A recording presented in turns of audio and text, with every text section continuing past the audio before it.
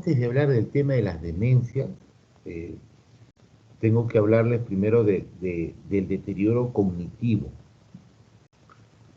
El deterioro cognitivo no es un diagnóstico, por si acaso, no vayan a pensar que el deterioro cognitivo es un diagnóstico. El deterioro cognitivo es una condición, ¿sí? Es una condición que me obliga a buscar, bueno, si yo la detecto en el adulto mayor, me obliga a buscar qué está produciendo ese deterioro cognitivo, ¿sí? No sé si me entienden. El deterioro cognitivo está reflejado básicamente a la pérdida de memoria del paciente, generalmente la memoria reciente, ¿no? También buscamos un poquito la memoria retrógrada, pero lo que más se busca es la memoria reciente. Entonces, cuando un adulto mayor se olvida de las cosas, no es normal. O sea, no es muchas veces las personas, inclusive los médicos, el personal de salud y la familia, piensan que el abuelito se tiene que olvidar de las cosas porque es viejito. Entonces, no es así, ¿no? Las personas mayores no tienen por qué olvidarse de las cosas. Claro que haya olvidos, olvidos benignos en el adulto mayor, que esa es otra cosa, pero acá vamos a hablar del deterioro cognitivo, donde ya hay una eh, limitación con respecto a la memoria del paciente. Y como les digo, el deterioro cognitivo no es un diagnóstico, es una condición que nos obliga a buscar una serie de patologías que puede estar produciendo esta condición en las personas mayores, ¿no? Lo que quiero que quede claro es que no, por ser viejito, no todos los viejitos se van a olvidar de las cosas, ¿sí? O todos los viejitos se tienen que olvidar de las cosas. Cuando tenemos un paciente, cuando nos enfrentamos a un adulto mayor que tiene eh, deterioro cognitivo, que puede ser leve, moderado o severo, esto nos obliga, como le digo, a buscar una serie de patologías. ¿Cuáles de ellas? Dentro de las patologías que tenemos que buscar están las demencias, ¿sí? Efectivamente. Las demencias degenerativas tipo Alzheimer, frontotemporales, ¿no? Y las demencias, pues, vasculares, ¿no? Secundarias a una secuela hemorrágica o secundaria a un infarto cerebral, ¿no? Entonces, nos obliga a buscar esa patología. También nos obliga a buscar hipotiroidismo. El hipotiroidismo, acuérdense, también va a producir deterioro cognitivo en las personas mayores. Nos obliga a buscar también depresión. La depresión es la gran simuladora. Así como en medicina interna.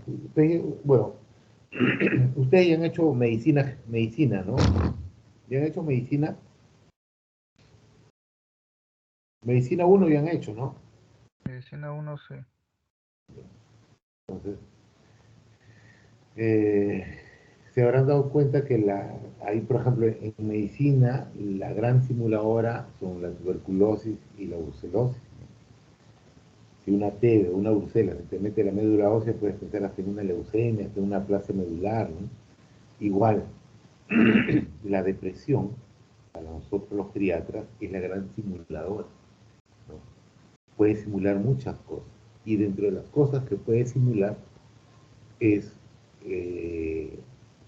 un cuadro de deterioro cognitivo y nos puede hacer pensar que es una demencia, ¿no? O estamos, y realmente no estamos frente a una demencia, sino frente a una depresión. Entonces vean todo lo que se tiene que buscar cuando un abuelito no tiene alteración de la memoria. También acuérdense cuáles de las vitaminas son importantes en el periodo de la cognición. La vitamina B12. La vitamina B12 es una vitamina muy importante para el proceso cognitivo, ¿sí? Y por eso que también los déficits de vitamina B12 pueden producir deterioro cognitivo en las personas mayores, ¿no? Y bueno, he tenido casos que me han enviado de pacientes con cirrosis hepática, con una encefalopatía hepática, pensando que era una demencia, ¿no? También puede ocurrir, acuérdense que también es un proceso crónico, ¿no? Va a haber periodos de compensación y de descompensación en la cirrosis, y puede ser sus encefalopatías hepáticas, y a las personas no experimentadas puede confundirlo, ¿no? Puede decir, no, esto es una demencia. ¿Qué ha sucedido? No es lo frecuente, pero si en algún momento me he encontrado con esos casos.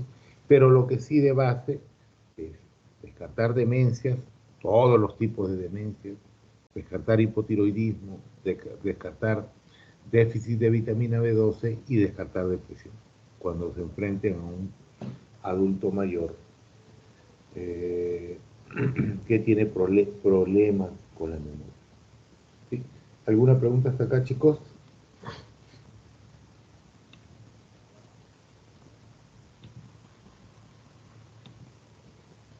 Angie, Maggie, perdón, Grecia, No, doctor. ¿una pregunta? Ninguna, doctor. Sí. ¿Se ve? ¿Se logra ver? Sí se ve, se ve.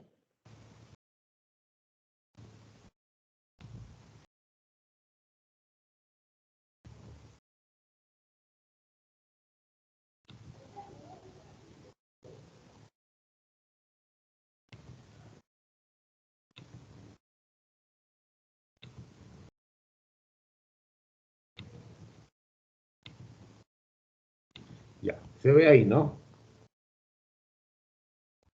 Sí, sí, sí. Sí se ve, doctor. Ya, perfecto. Entonces, vamos primero con el concepto, ¿no? ¿Qué son las demencias? Es un síndrome clínico adquirido y progresivo. Acuérdense que lo más importante acá que es progresivo, va progresando en el tiempo. No es una cosa aguda, no es que hace una semana estuve bien y esta semana comenzó a olvidarse de las cosas. No, tiene un curso progresivo, eso es lo más importante. Si no tiene ese curso progresivo, duden que sea una demencia. Caracterizado por afectar las funciones intelectuales superiores, ¿no? Eh, ¿Qué vamos a encontrar? Deterioro de la memoria en el corto, sobre todo lo que está tomado en la memoria reciente, la de corto plazo. A ver, tú le dices una cosa para que se acuerde y se olvida. Por ejemplo, se olvida que tomó desayuno, se olvida que ya había almorzado. La memoria, lo primero que se afecta es la memoria reciente. Es la primera que se afecta. La memoria de largo plazo, la retrógrada, esa memoria se mantiene. No sé si ustedes habrán visto pacientes o abuelitos que se dicen que se acuerdan todo lo anterior, ¿no? Se acuerdan de cuando eran pequeños, cuando vivían con su papá, con su mamá, dónde vivían anteriormente. Se recuerdan todo se van recordando, ¿no? Entonces, ¿también se afecta al final de la patología? Sí, se afecta al final, pero es la que más o menos queda preservada, ¿no? La que se va perdiendo inicialmente es la memoria reciente, ¿no?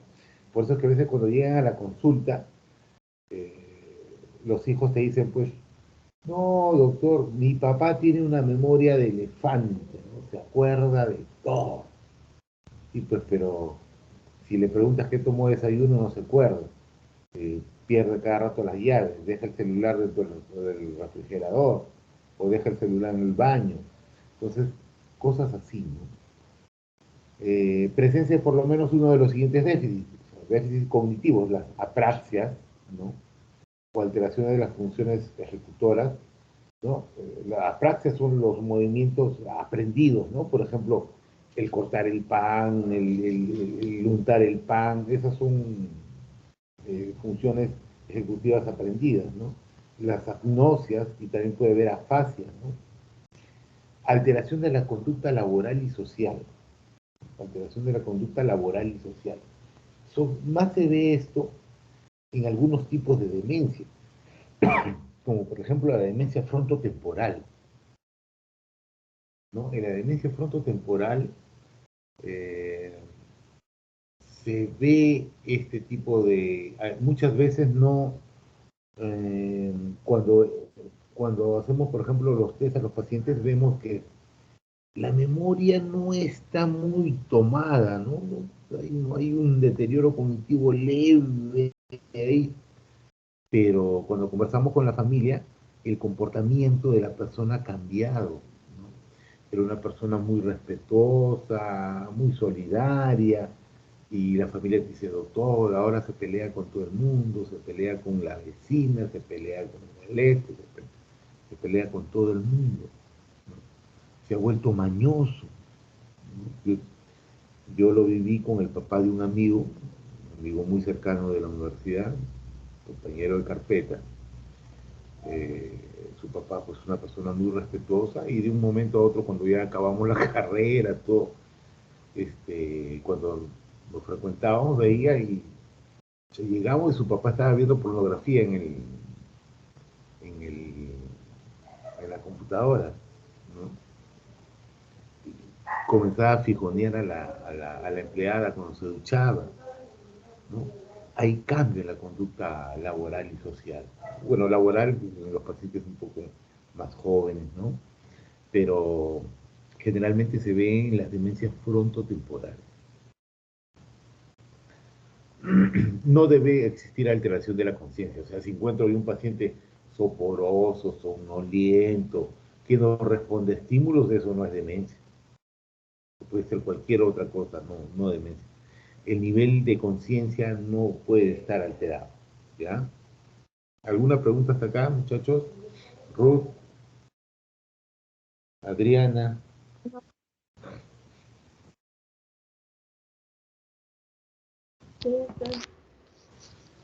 ¿Alguna pregunta? No, doctor. Ruth, No, doctor, todo bien. con el grupo todo claro.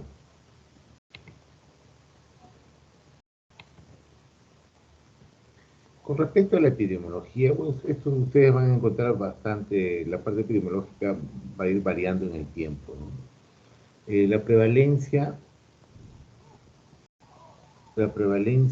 en mayores de 65 años, un 8%, en los mayores de 85, 34, aumenta. Conforme la edad va aumentando, la prevalencia de la demencia va en aumento, ¿no? Va aumentando. Conforme pasa la edad, hay más riesgo de que desarrolle demencia, ¿no?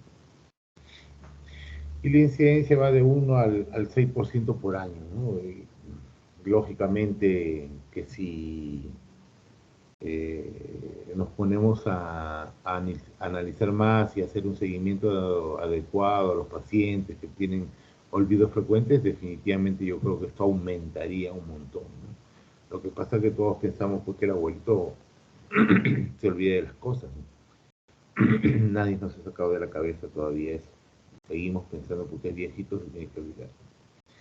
Y bueno, con respecto a la distribución de las diferentes demencias, la demencia tipo Alzheimer, que es el DTA, va de un 40 a 60%. Supuestamente es la más frecuente, ¿no? Es lo más frecuente. Y las demencias vasculares van entre 15 a 30%. Acuérdense que las vasculares son secundarias pues, a un infarto cerebral, una hemorragia cerebral, a un TEC, ¿no? Un TEC severo. Y las mixtas, que tienen de ambos, van del 11 a 8%, ¿no? Y bueno, hay demencias secundarias también que llegan con 9%. Con respecto a la clasificación, eh,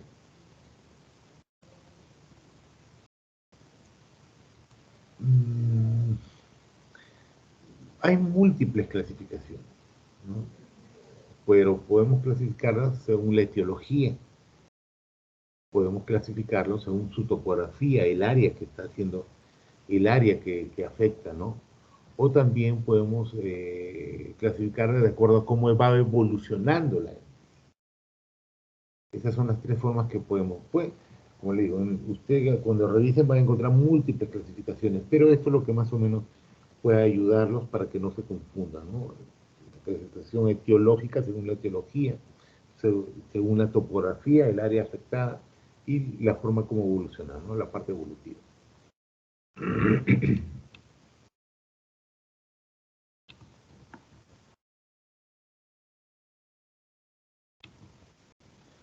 Clasificación etiológica, ¿no? Tenemos las demencias degenerativas, las demencias vasculares y las demencias secundarias. Las degenerativas, a la cabeza es el Alzheimer, ¿no? Es el grupo de las demencias tipo degenerativas. Sigue las demencias por cuerpo de Lewy, que están bastante relacionadas con los pacientes que tienen Parkinson,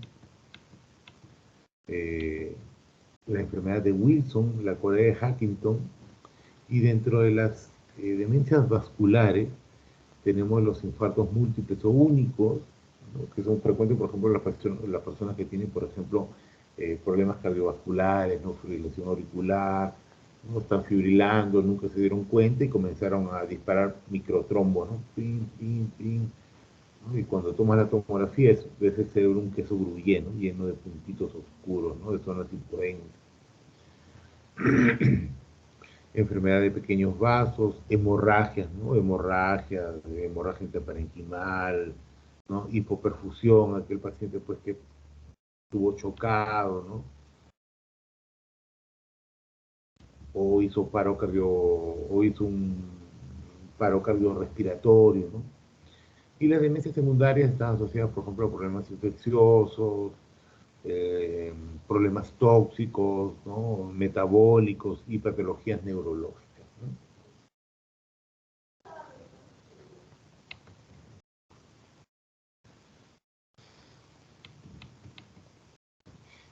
Con respecto a la clasificación topográfica, podemos dividirlas en corticales, subcorticales y córticos subcorticales, ¿no?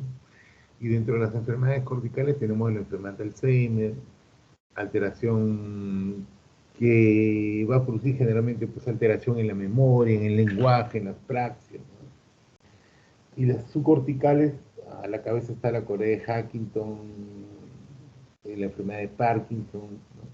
Y las córticos subcorticales están las vasculares, que son frecuentes también, las demencias vasculares y las demencias por cuerpo de Lewy, ¿no? Eso es de acuerdo a la clasificación topográfica. Y ahora vamos a ver cómo evoluciona la clasificación evolutiva. Con respecto a la clasificación evolutiva, podemos dividir en reversibles y no reversibles, ¿no? Las reversibles son, por ejemplo, una hidrocefalia normotensiva, el, el hipotiroidismo, yo corrijo, eh, dando la hormona tiroidea al paciente y va a mejorar la parte cognitiva. Déficit de vitamina B12, las encefalopatías infecciosas, y yo no estoy de acuerdo que estén ahí, pero en el artículo estaban. Realmente yo no sé por qué lo han puesto las encefalopatías infecciosas. Creo que se refiere a la enfermedad por priones, ¿no? No sé si ustedes han escuchado de la enfermedad de la vaca loca. Creo que va por ahí, por eso lo han colocado. Y los hematomas subdurales crónicos, ¿no? O sea, yo retiro el hematoma subdural o se reabsorbe el hematoma subdural espontáneamente y el paciente va a mejorar, ¿no? Y bueno, entre las irreversibles, pues tenemos la demencia tipo Alzheimer y las demencias vasculares, ¿no? Eso no hay forma de cómo revertirla, ¿no? Esta clasificación como que de verdad no estoy muy de acuerdo, pero estaba en el artículo, por eso lo expongo, porque en realidad, por ejemplo, el hipotiroidismo, el déficit de vitamina B12, no es una demencia, ¿no?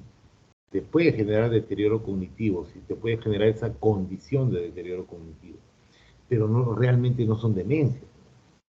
Las demencias tienen otro comportamiento, pero bueno, les pongo ahí por lo que estaba en el artículo.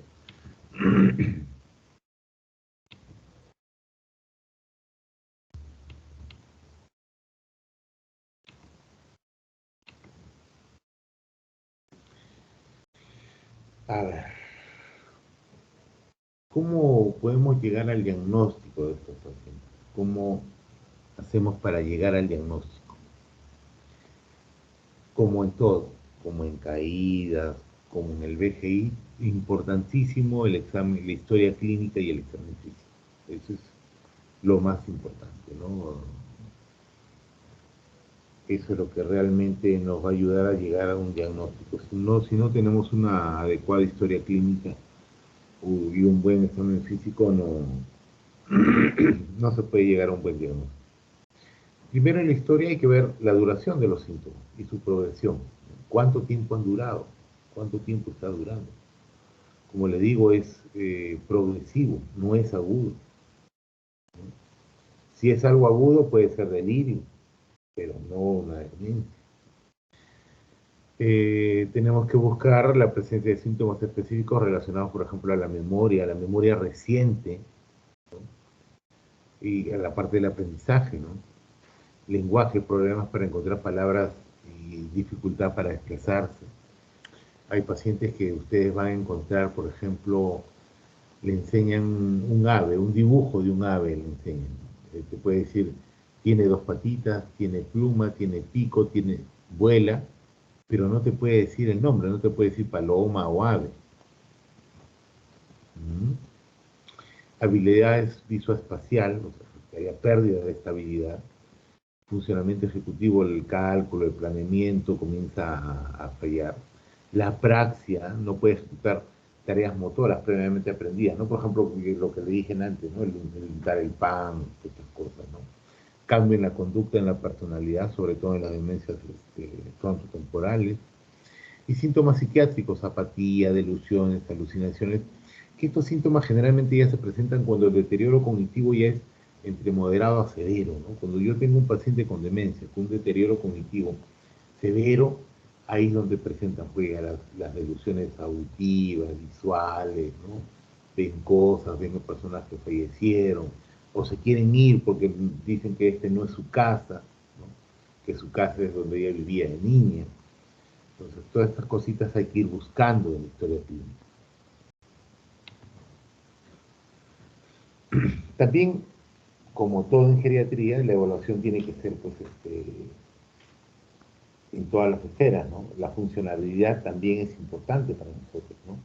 Acuérdense que los pacientes con Parkinson, con demencia, muchas veces declinan en la parte funcional, ¿no? Y la familia dice, no sé por qué mi papá ha comenzado a caminar menos, no sé por qué mi papá está adelgazando, no sé por qué mi papá está bajando de peso, ya no quiere caminar mucho, ¿no? Entonces, eh, hay que ver la parte funcional también, es importante la parte funcional, ¿no? Ver si tiene o no soporte social, porque imagínate que tengamos dos viejitos que viven solos y los dos tienen deterioro cognitivo, ¿qué soporte va a haber ahí? La historia médica y comorbilidades, ¿no? Por ejemplo, si yo tengo un paciente que es hipertenso, diabético, y que es un fibrilador y que nunca se ha tratado, nunca lo han anticoagulado por la fibrilación auricular, lo primero que voy a pensar, si viene por deterioro cognitivo, es que el paciente está haciendo una demencia vascular, ¿no? Es lo primero que tendría que pensar. Revisión completa de los medicamentos, ¿no? Incluyendo la sobremedicación y los productos a base de hierbas, ¿no? Hay un montón de hierbas que a veces ni siquiera sabemos para qué sirven, ¿no? La historia familiar, si tu papá, tu mamá tuvo demencia, tú tienes el 50% de posibilidad de hacer demencia. Revisión de sistemas, incluyendo el tamizaje para depresión y abuso de alcohol y sustancias, ¿no? Básicamente por lo que le dije inicialmente, ¿no? Antes de descartar una demencia hay que ver también si hay depresión o no, ¿ya? Pero también cuando un paciente tiene demencia puede instaurarse una depresión. Y no sé si se entendió. Si bien nos sirve estar entre los diagnósticos para tratar de ver que no sea una demencia, pero cuando un paciente tiene demencia también puede tener asociado una depresión.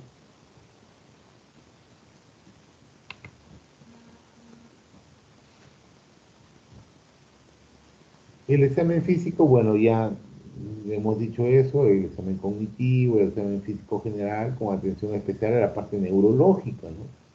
Si tiene signos de focalización, si tiene signos de piramidales, problemas en la marcha, en el balance, ¿no?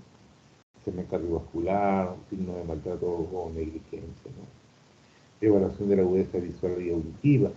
Hay veces también cuando los adultos mayores, por ejemplo, no ven bien, no escuchan bien, y tú le quieres hacer pues una prueba, un Pfeiffer, un mini mental, va a salir bajo, lógico, porque el abuelito ya ni siquiera, uno, no lee, dos, no escucha ni, o sea, no lee, ni siquiera ve la televisión, porque ni siquiera escucha, no escucha ni siquiera radio, entonces, ¿cómo puede estar ubicado esta persona mayor, ¿no? Y también podemos confundir a veces con una demencia, cuando hay disminución de la agudeza visual y auditiva y no han sido corregidos oportunamente, ¿no?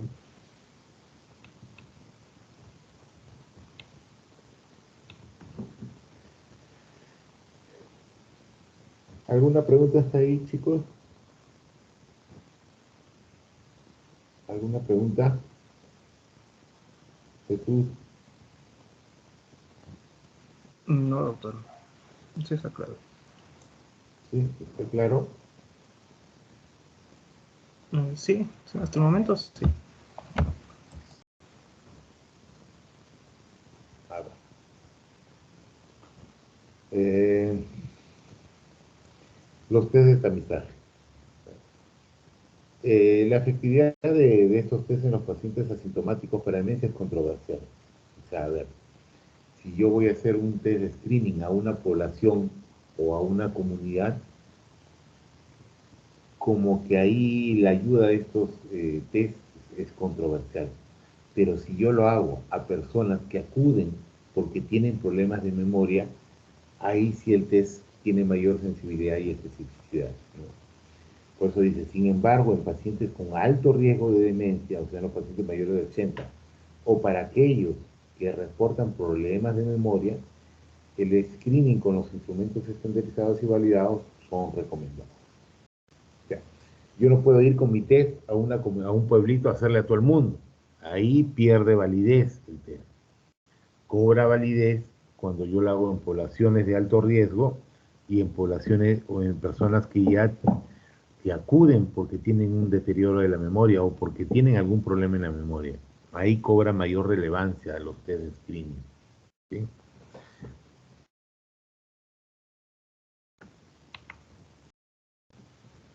Eh, Uno de ellos, uno muy sencillo, que inclusive está en la historia clínica del adulto mayor del Ministerio de Salud, está el Pfeiffer. Dicho sea de paso, esa historia clínica nadie la utiliza, nadie la utiliza.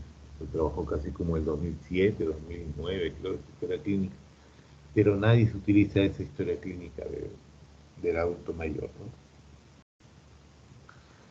Es el Pfeiffer, ¿no? Es una escala sencilla que se basa solamente en 10 preguntas y nos puede ayudar a determinar si el paciente tiene deterioro cognitivo leve o moderado, ¿no?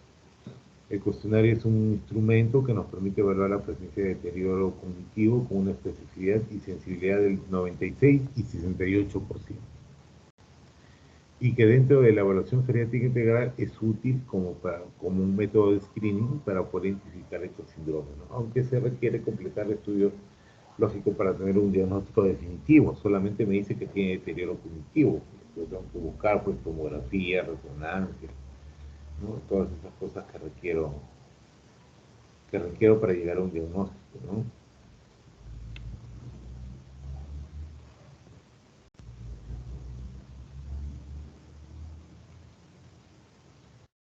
Esto es el cuestionario. Entonces le preguntan, pues, ¿cuál es la fecha de hoy? Le preguntan al paciente, ¿no? ¿Qué día de la semana es? ¿En qué lugar estamos? ¿Cuál es el número de su teléfono? ¿O cuál es la dirección completa de su casa, ¿no? O sea, si no se acuerda el número de teléfono, al menos la dirección completa de donde vive, ¿no? ¿Cuántos años tiene? ¿Dónde nació? ¿Cuál es el nombre del presidente del Perú? ¿Cuál es el nombre del presidente anterior? ¿No? Reste de 3 en 3, por ejemplo, ¿no? Y ahí, por ejemplo, si sale de 0 a 2 es normal, de 3 a 4 ya hay un deterioro cognitivo leve, de 5 a 7 hay deterioro moderado, y de 8 a 10 ya es severo. De 8 a 10 es severo.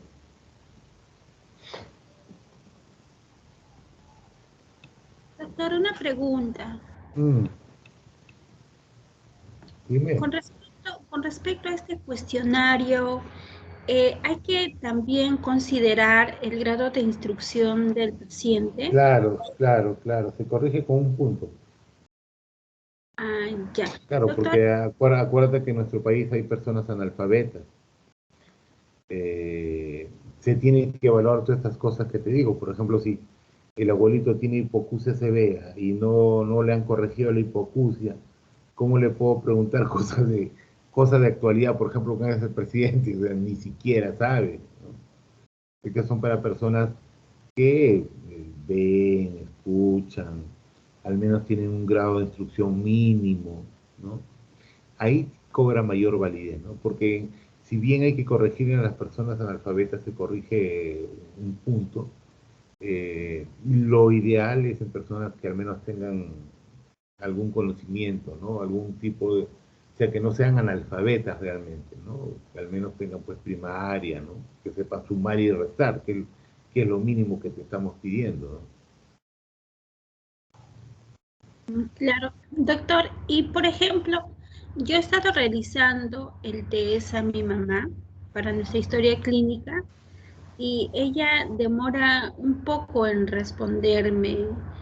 A veces, y cuánto tiempo hay que esperar o tienes que dar un poquito de ayuda al paciente? ¿Hasta cuánto podemos ser considerados en cuanto a nosotros hacer este test? Ya. Primero hay que ver si la... A ver, hay personas que están muy conectadas ahora con el televisor, están al día con el televisor, ven permanentemente la televisión, saben de las noticias. Eh, en esas personas debería ser la respuesta mm, relativamente rápida, ¿no? Y rápida te puedo decir, por ejemplo, ¿dónde vives? No te vas a poner a pensar, pues, ¿dónde? Esas cosas tú las puedes responder inmediatamente.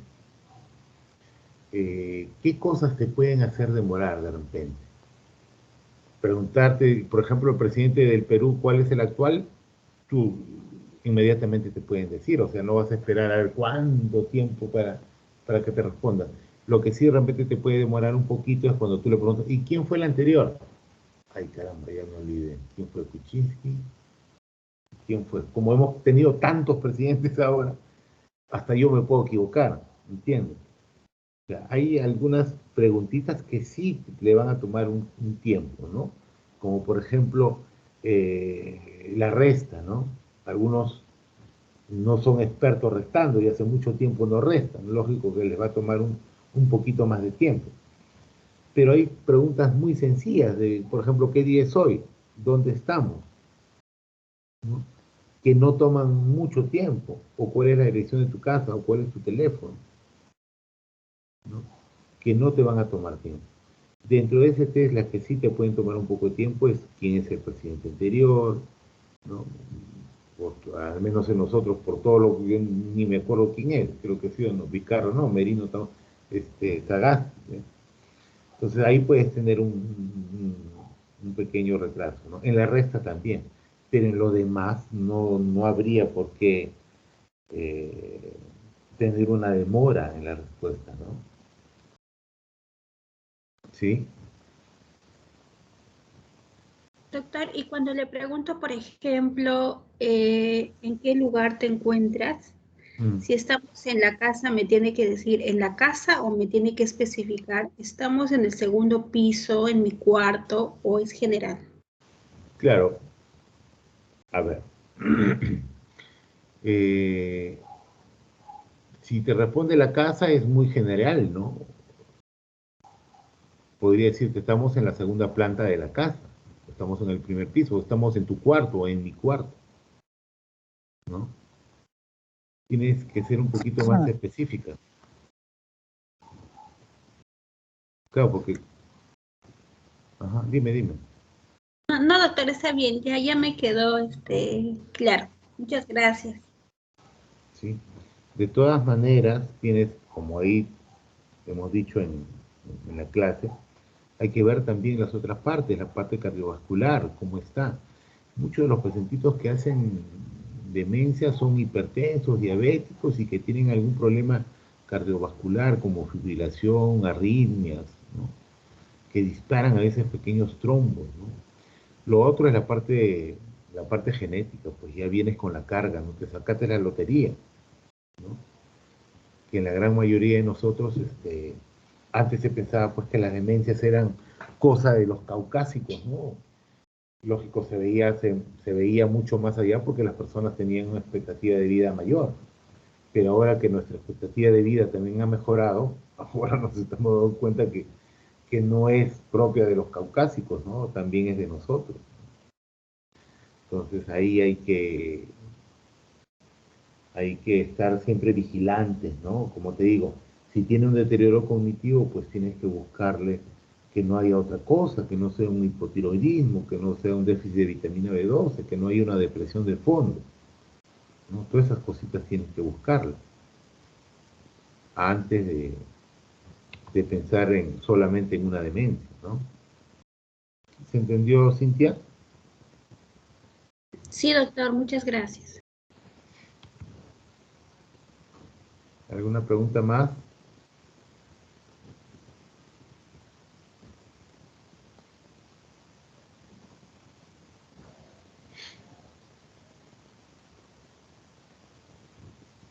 No hay ninguna pregunta. Ruth, ¿te ibas a preguntar, creo? No, doctor, me iba a preguntar, quedó clarísimo. Sí, sí, sí, el grupo súper claro son ustedes, ¿verdad? Entel, doc, entel. Ya. Entonces, bueno, el test de Minicock, por ejemplo, es un test bastante sencillo también, que consta de rememorar 3 palabras dadas, ¿no? Por ejemplo, le puedes decir lápiz, papel, manzana, qué sé yo, ¿no? Y después de pasar unos minutos, 5 minutos, nuevamente le preguntas por las palabras que les has dado, ¿no? A esto le puedes adicionar el test de dibujo de reloj y ahí pues la sensibilidad del test de reloj del 79%, ¿no? La prueba de Minicock tiene una sensibilidad de 99% de sensibilidad y 93% de especificidad, ¿no? Combinado estas, rememorar las palabras más el test de reloj, miren a la sensibilidad y la especificidad que llega, ¿no?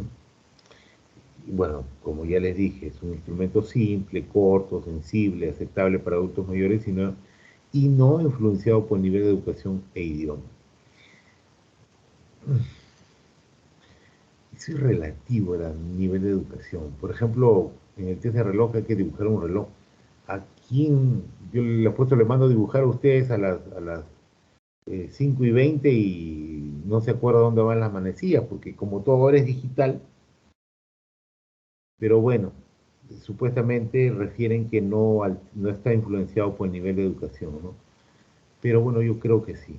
Pero de todas maneras, lo que quiero que ustedes se lleven de esto es que esta prueba, asociando estas 2 pequeñas pruebas, se puede llegar a una sensibilidad altísima, ¿no? Y una especificidad bien alta, ¿ya?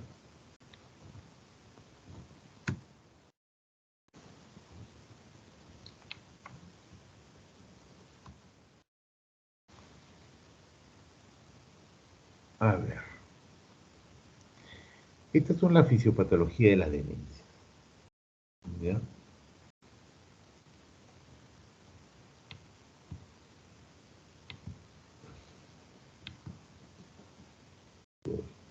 ¿Se ve? Sí se ve, doc. ¿Qué pasó? ¿Se ve? Sí, sí se ve. Sí, doc, sí se ve. Ya. A ver, esta es la fisiopatología de la demencia. Y acá, como ustedes ven, está la enfermedad de Alzheimer, las frontotemporales, las demencias por cuerpo de Lewy y la demencia vascular. Lo que quiero que vean son estas dos, miren ustedes. Alzheimer. ¿Quién interviene? Apoproteína E4. Demencia vascular. ¿Quién interviene? ApoE4 y la NOTCH3. Es por este motivo, mire, estos son los factores genéticos, ¿eh? Con respecto a factores genéticos. Alzheimer, bueno, está asociado con PS1, PS2, PPA, ¿no? Pero vean que también hay un componente genético en la apoproteína E4 y la demencia vascular también en la apoproteína E4. ¿Y por qué les digo esto? Porque últimamente están saliendo artículos donde dicen que ya no debemos hablar de demencias degenerativas, ni de demencias vasculares, ni nada. ¿No? Que eso ha sido una clasificación que no debería hacerse, porque todas al final tienen un tronco común, tanto las vasculares como las degenerativas, ¿no? ¿Ya? Entonces, bueno, pero eso se está proponiendo, ¿no? Se está diciendo. Yo creo que con el tiempo va a cambiar y al final vamos a decir, no, todas las demencias tienen un tronco común, ¿no? Pero lo que sí se van a diferenciar es el cuadro clínico de presentación. Pueden tener un mismo tronco común, pero no se presentan igual, ¿no? Pero quiero que vean eso, ¿no? No sé si se han dado cuenta. En ambos interviene la apoproteína E4, ¿no? Bueno, en la frontotemporal ya hay otros factores genéticos asociados, ¿no? El cuerpo de Lewy también. Con respecto a las proteínas involucradas, miren Alzheimer y miren vascular. Beta amiloide y proteína tau en Alzheimer y en vascular beta amiloide. ¿Sí? Entonces sí, pues, o sea, lo más probable es que todo tenga un tronco común, porque hay pacientes que han tenido infarto cerebral, tienen la mitad del cerebro quemado, bueno, tienen la mitad del cerebro con una isquemia y no tienen deterioro cognitivo. Hay pacientes que tienen una isquemia pequeñísima, tienen deterioro cognitivo, tienen demencia vascular. Entonces, va por ahí, ¿no? Va por ahí. O sea, vienes tú ya con esa predisposición, ¿no? Con esa predisposición genética para desarrollar esta patología. Entonces tú dices, oye, sí, pues, este señor tiene la mitad del cerebro isquémico y no tiene deterioro, y este señor tiene un puntito, una cosita, y tiene deterioro cognitivo. Entonces, esto ya nos está explicando a nosotros, sí, pues, lo más probable es que todo sea un tronco común, independientemente de lo que tenga, ¿no? Todas nacen de esta parte genética. Con respecto al Alzheimer, los factores de riesgo, ¿no? Bueno, acá sí, pues, la edad, más frecuente también en las mujeres, la escolaridad, los factores vasculares, hipertensión, diabetes, obesidad, tabaquismo, que hayas tenido trauma cerebral también. En el vascular, de hecho, pues, hemorragias, aterosclerosis, genéticos relacionados con accidentes cerebrovasculares. Casi parecido, ¿no? Porque, por ejemplo, te habla de aterosclerosis, relacionados con accidentes cerebrovasculares, ¿no? ¿Y eso con qué está relacionado? Eso está relacionado con problemas cardiovasculares. Lo mismo que acá, ¿no? Con respecto a la fisiopatología, por ejemplo, en la enfermedad de Alzheimer, bueno, las hipótesis refieren, ¿no?, que está incluido el beta amiloide y la proteína tau. La degradación de estas proteínas son las que producen al final los ovioneurofibrilares que van a producir la apoptosis neuronal, ¿no? Y bueno, en la demencia, la fisiopatología está relacionada pues a la isquemia, a la hipoxia, al edema, a las microhemorragias, ¿no? A toda esta situación. Y con respecto, bueno, a la neuropatología, bueno, al microscopio en el Alzheimer van a ver las placas neurofibrilares y los ovíos neurofibrilares y las placas neuríticas, ¿no? Que se ve en el microscopio, ¿no? Bueno, eso sí no se va a ver en la demencia vascular, ¿no? Se va a ver otro tipo de lesiones, ¿no? ¿Alguna pregunta hasta ahí?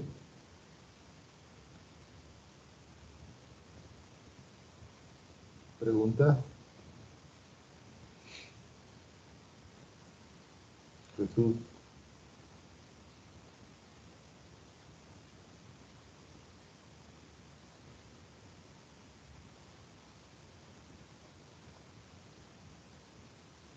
Jesús.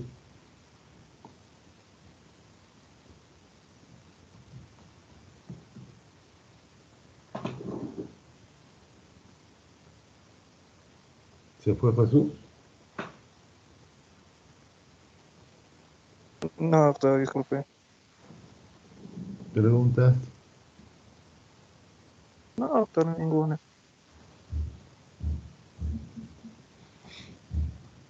A ver, vamos a hablar ahora de la demencia tipo Alzheimer, ¿no? La prevalencia. Ah,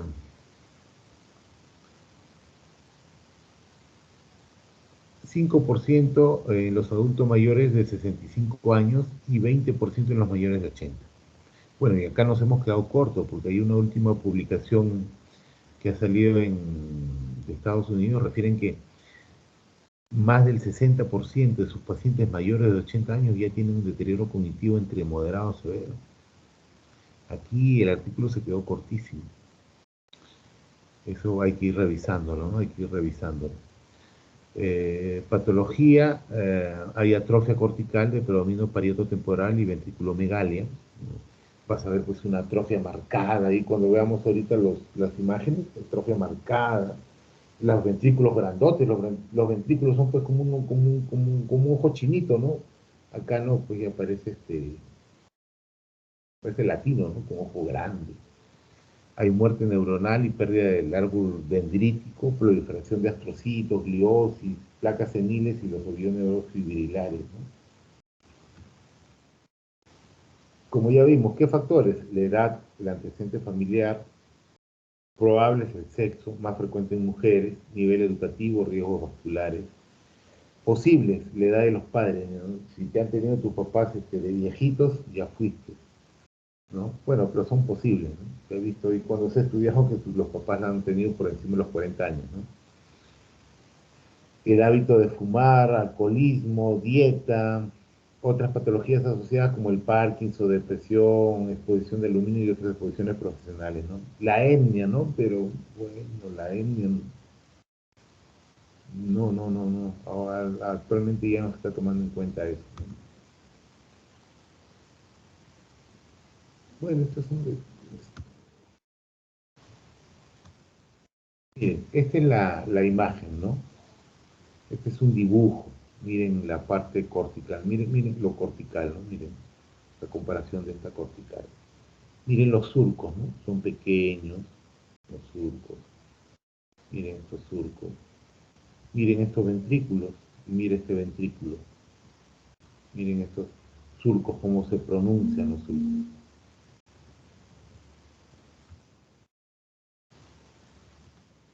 Este es el microscopio, ¿no? Las placas neuríticas dentro,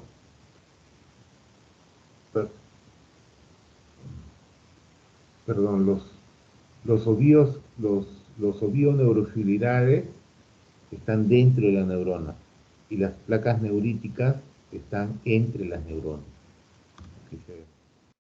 Es que la neurona, los ovíos neurofibrilares, dentro de la neurona, y las placas de amiloide o placas dendríticas están entre las neuronas, ¿no? Entonces, ambas van a producir la apoptosis, ¿no? La muerte neuronal. Y por eso que el cerebro disminuye de tamaño. Esto es una resonancia, miren, ¿ve? Miren cómo están estos ventrículos. ¿Qué parece? También, si comparan la tomografía con un paciente joven, esto pues, esto es delgadito, ¿no? Y miren, todo esto oscuro es líquido cefalorraquídeo. Todo, todo, todo. Ya no hay cerebro. Ya no hay cerebro, miren. Todo está lleno de líquido. Miren la cantidad de cerebro que hay. Este es de un paciente de nosotros en el hospital. Es de una demencia frontotemporal, miren. Miren la parte frontal, cómo ha sido afectada. Miren los surcos, cómo han quedado. Miren, miren, miren cómo están los ventrículos, miren. Miren. Miren las involuciones, cómo se han hecho. Un pacientito que tuvimos en el hospital también. Acuérdense que son muy pocos los pacientes diagnosticados con demencia, ¿no? Son poquísimos. Los que llegan son pues los pacientes que han sido llevados pues al neurólogo, al geriatra, al psiquiatra, ¿no?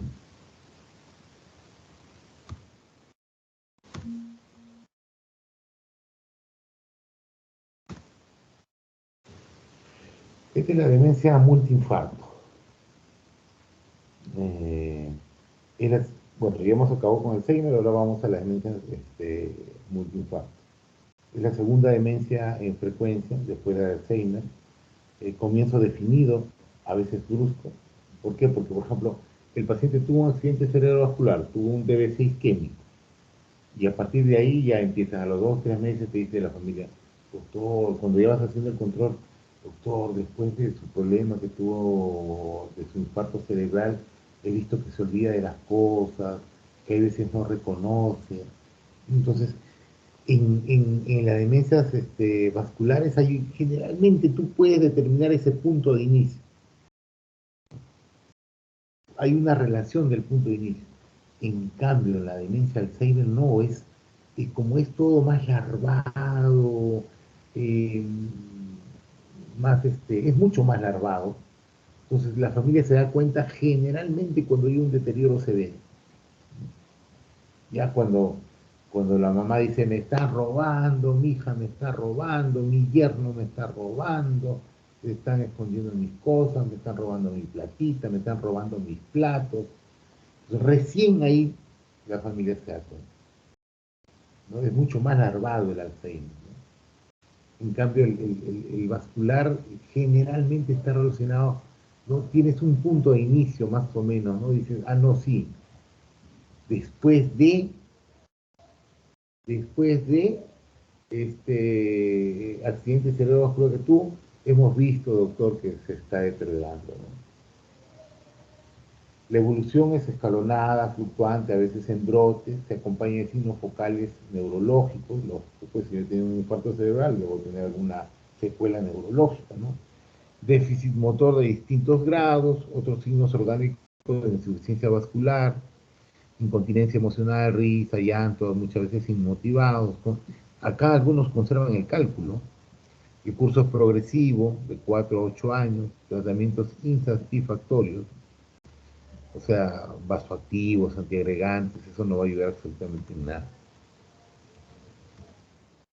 Factores de riesgo, la edad avanzada, la presión sistólica elevada, la historia previa de ictus, consumo de alcohol, cardiopatías, exposición a pesticidas, bajo nivel de educación, diabetes, hematocrito elevado y sexo masculino. Claro, el masculino porque nosotros tenemos mayor comorbilidad que las mujeres. Somos más gorditos, somos hipertensos, somos diabéticos, dislipidémicos, tomamos alcohol, fumamos. Por eso que es más... Ebrio. Ah, ebrio o obvio. No, es más, por el alcohol lo decía Doc. Ah, ya. Los ebrios. ¿Ya? Bueno, eso ustedes ya lo han visto durante toda su práctica, ¿no? Los infartos cerebrales, ¿no? Clásico, ¿no? Una zona hipodensa, ¿no? Un infarto cerebral. Bueno, la teratogenia pues puede ser los infartos a cualquier nivel, los infartos de rama, lacunares, y donde hay una lesión de la sustancia blanca, ¿no? Estas son las características clínicas de la demencia. ¿Sí? Por ejemplo, en el Alzheimer, ¿qué síntomas presentan? Olvido de las conversaciones, o sea, se olvida cuando está conversando, pum, se corta porque se olvida, ¿no? O si no hace preguntas repetitivas, se olvida en la parte organizativa, ¿no? Tiene citas, tiene planes y se olvida hacerlo. Por ejemplo, en la parte clínica hay un síndrome amnésico y deterioro del aprendizaje, ¿no? Por ejemplo, en la demencia frontotemporal, ¿verdad? Acá está. En cambio, acá hay distinto, mira, hay desinhibición, cambios en el decoro personal, conducta inapropiada, impulsivo, repetitivo, ¿no? Ritualista, apatía, ¿no? Parecen, estos son pues los viejitos verdes que todos dicen, no, es un viejo verde, ¿no? Un viejito no es, lo más probable es que no sea un viejo verde, lo más probable es que sea un paciente que se esté demenciando, ¿no? Como les conté el caso de mi amigo, ¿no? Entonces, es una persona muy respetuosa y poco a poco fue cambiando, ¿no? Comenzaba a mirar pornografía, husmeaba a la chica que les ayudaba, ¿no? Enamoraba a la vecina delante del marido. Entonces, no son, o sea, estamos acostumbrados a, no, ese viejo verde, ese viejo robo verde, dicen, ¿no? Pero no, muchas veces no es así, a veces el viejito se está demenciando y nadie le hace caso, ¿no? Esas cosas tienen que ustedes irlas viendo, ¿no? Tienen que, tienen que sacarse de la cabeza que hay algunos viejitos que se vuelven rabo verdes, ¿no? No, probable que el abuelo se esté demenciando, ¿ya? ¿Alguna pregunta hasta acá?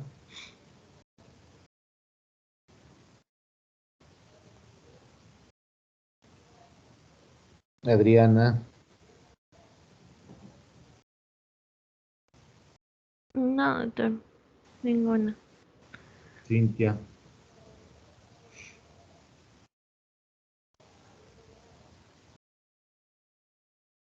Ninguna, doctor. Grecia, No, doctor. Gallego, No, doctor. todo claro, no hay ninguna duda, no quieren saber algo más.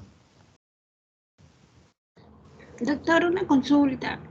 Allí es donde también debemos de implementar eh, el apoyo al cuidador, ¿cierto? Claro, cuando ya se diagnostica, pues, ¿no? Acuérdate que cuidar a estos pacientes, pues, te cambia, ¿no? Cambia toda la dinámica familiar, ¿no? Cuando tienes este tipo de pacientes, porque van a ser dependientes al 100%, ¿no? No puedes ni siquiera dejarlos solos, porque se pueden intoxicar, se pueden escapar de la casa, ¿no? La dinámica familiar muchas veces si es una dinámica familiar donde todos trabajan, imagínate, ¿con quién dejan en la casa al abuelito? Y antes el abuelito era un apoyo, o la abuelita era un apoyo, porque la abuelita se quedaba cocinando para todos los que se iban a trabajar, ¿no?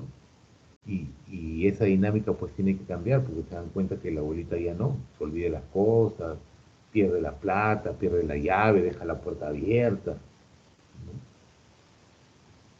Sí, pues definitivamente hay que darle soporte no solamente al cuidador, sino a toda la familia, pero básicamente también al cuidador, pues, porque generalmente el cuidador principal es un familiar y el que se quema siempre es el que vive con la abuelita, porque el que vive afuera lo ve pues una vez a la semana, una vez cada 15 días.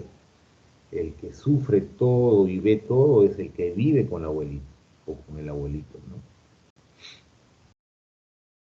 A él está dirigido básicamente la parte del apoyo, ¿no? De explicarle qué es lo que va a pasar. Uno de los grandes problemas que tenemos es que nadie nos explica qué va a pasar cuando diagnosticamos demencia, nadie le explica al familiar qué es lo que va a pasar. Le tenemos que ir diciendo que es una enfermedad degenerativa, que poco a poco la memoria se va a ir alterando, va a perder la memoria reciente, va a ir conservando la retrógrada, la memoria anterior, pero también la va a ir perdiendo, va a empezar a tener alucinaciones, ¿no? Y las fases más avanzadas, pues ya ni se va a acordar cómo comer. Entonces, pero tenemos que contarle al familiar, tenemos que decirle al familiar, para que el familiar se vaya haciendo una idea, ¿no? Muchas veces tenemos pacientes que nos llegan con demencia ya de 2 años de evolución y el familiar ni siquiera sabe qué es la demencia, ni siquiera sabe qué es lo que va a pasar con el paciente a posteriori, ni siquiera sabe, doctor, tiene demencia, pero no sé por qué tiene alucinaciones. ¿Cómo? Pues por la misma demencia. Entonces, ese es el gran error que tenemos con los médicos, no sabemos comunicar, no sabemos comunicar, ¿no? Peor aún, no sé, ustedes ahora que ya no pueden interrelacionarse, ¿cómo se comunicarán? O sea, como esa película que vi el otro día, ¿no? Un pata estaba contento porque no tenía ningún amigo presencial, pero tenía 99 amigos por Facebook. Y era recontra, supuestamente conocido y todo, ¿no? Pero eran amigos, pues, por las redes sociales. No sé cuán importante o cuán sólida puede ser una relación de redes sociales, de verdad. Pero bueno, entonces no nos distraigamos del tema. ¿Alguna pregunta más?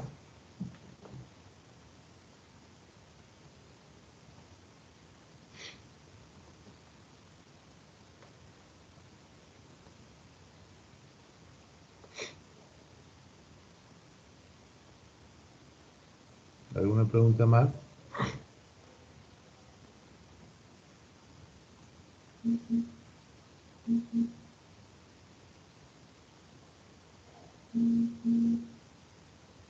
A ver, con respecto al tratamiento de la demencia, debemos entender que es una enfermedad degenerativa y que todo el tratamiento que tenemos en la actualidad, todo el tratamiento que tenemos en la actualidad, solamente hace que retrase la enfermedad en 1.7 años. Nada más. Y eso siendo buena gente. Eso siendo que los estudios lo han hecho los mismos laboratorios que han hecho los estudios lo han hecho los mismos laboratorios que han fabricado estos medicamentos. Entonces, y que ellos digan que solamente retrasa la enfermedad en 1.7 años, yo creo que es mucho menos, o quizás nada. Empezando por ahí. En segundo lugar, los medicamentos son carísimos. Por ejemplo, un anticolinesterásico más barato, que es el donopecilo, no baja de 450 soles el tratamiento mensual, ¿no? La rivastigmina, por ejemplo, en parche, que es la mejor, que te da menos náusea, menos sedación, menos todas esas cosas, menos efectos adversos, está 600 soles, por ejemplo, ¿no? En nuestro país, con lo que ganamos, imagínate, no es soportable dar este tipo de tratamiento, ¿no? No es soportable para la economía de la familia, ¿no? En el CIS no se da medicamentos para la demencia, no se da anticolinsterásicos, solamente damos para la etapa final, cuando tiene alucinaciones, ¿no? Los antipsicóticos, ¿no? En E-Salud tampoco dan. En E-Salud, En ¿tampoco? E-Salud tampoco dan anticolinsterásicos, dan solamente quetiapina, risperidona, igual que son para las etapas tardías, para las delusiones, pues, ¿no? Para el delirium que tiene el paciente con demencia. No dan anticolinsterásicos. Cuando yo roté en la FAP, daban anticolinsterásicos, ¿sabes a quién? A los oficiales. No daban a los subalternos. ¿Ustedes creen que es justo? ¿Alguien de ustedes, su papá es oficial de la FAP?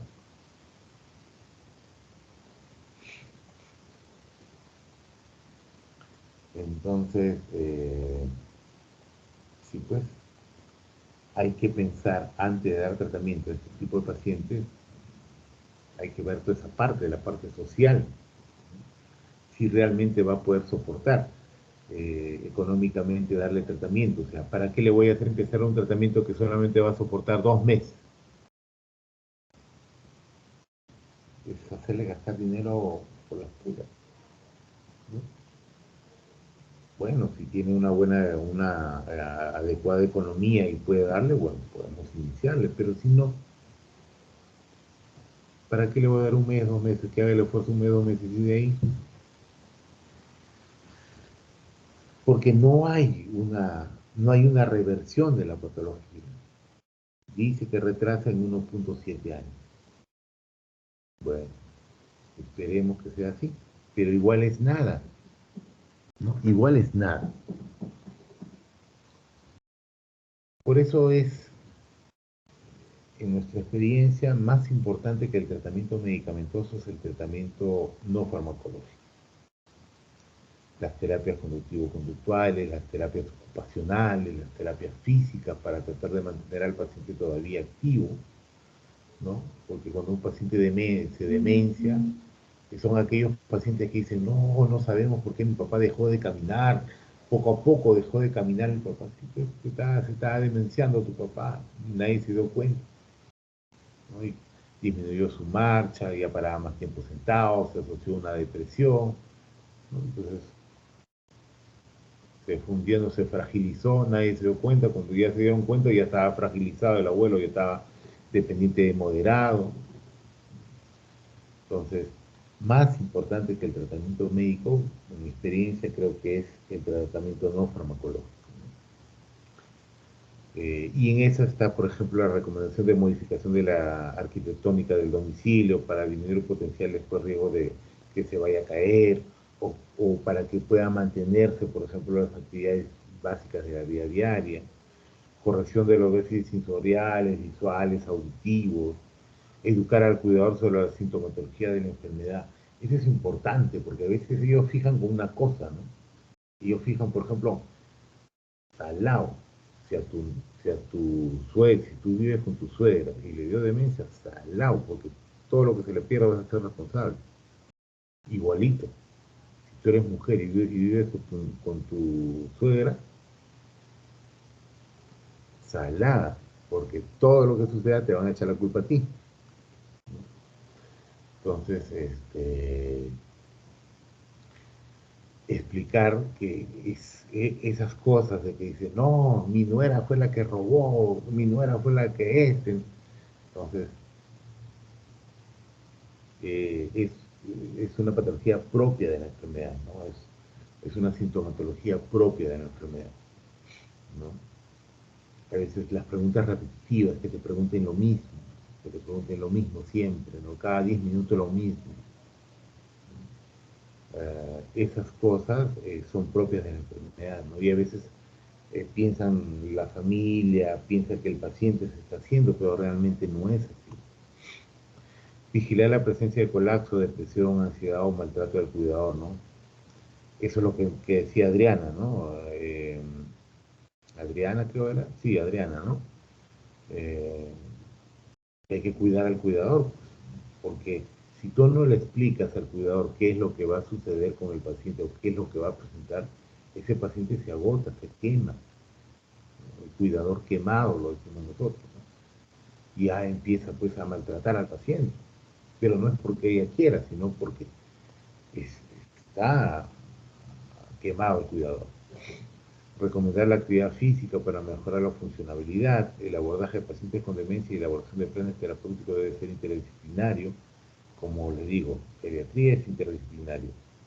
Medicina física, psiquiatría, nosotros y las otras especialidades que se requieran, ¿no? Incentivar al adulto mayor a realizar actividades básicas de la vida diaria ajustadas a cada capacidad del paciente, ¿no? Que las actividades físicas, recreativas, ocupacionales deben ser suspendidas según la gravedad del deterioro cognitivo, ¿no? Lógico, si ya tiene un deterioro cognitivo, no voy a ir pues a hacer caminata en el cerro, ¿no? O es una revolcada y ahí no me queda. Tengo que adaptar mis actividades a las posibilidades que tenga el paciente. Bueno, y este es el tratamiento medicamentoso que tenemos actualmente, ¿no? los anticolinesterácicos. La tacrina ya no se utiliza, muchos problemas adversos. Fueron uno de los anticolinesterácicos que salieron, ¿no? Al inicio. Pero tenemos el donopecilo, la ribastimina y la galantamina, ¿no? El donopecilo es el más utilizado porque es un poco más cómodo, tiene pocos efectos adversos y la dosis máxima al día es 10 miligramos. Se empieza con 5 y debo ir trepando hasta 10 y lo mantengo en día. La ribastimina, lo bueno de la ribastimina, tiene menos efectos adversos porque hay ribastimina en parche. La galantamina, no podría decirlo porque nunca la he utilizado, solamente he utilizado donopecilo y ribastimina, pero refiere que también produce náuseas y vómitos. Y por último, tenemos a la memantina. La memantina es un medicamento relativamente nuevo que hace años se utilizaba solo para los casos de demencia severa, ¿ya? Solo para los casos de demencia severa. Y con los años se ha ido cambiando. Ahora podemos utilizar la memantina en casos de, ¿cómo se llama?, de demencia con deterioro cognitivo leve, moderado, ¿no?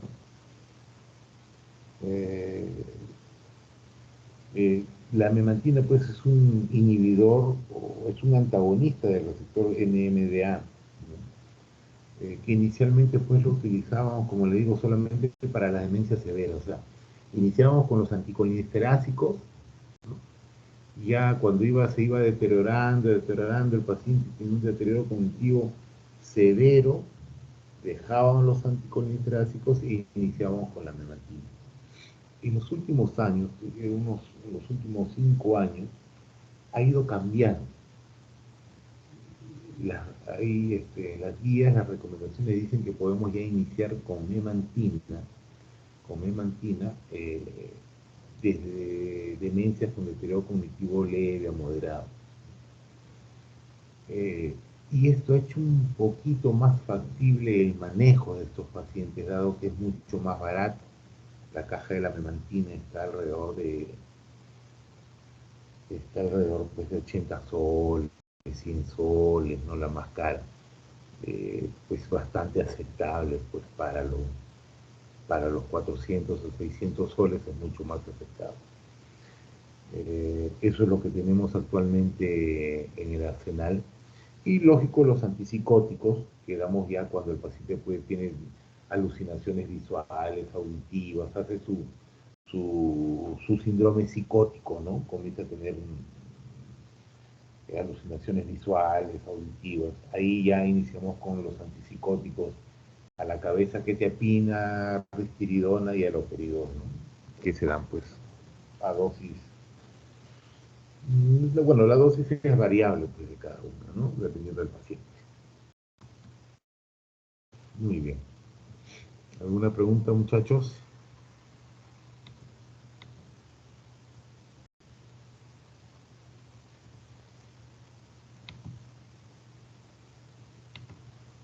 ¿Preguntas? Maidit.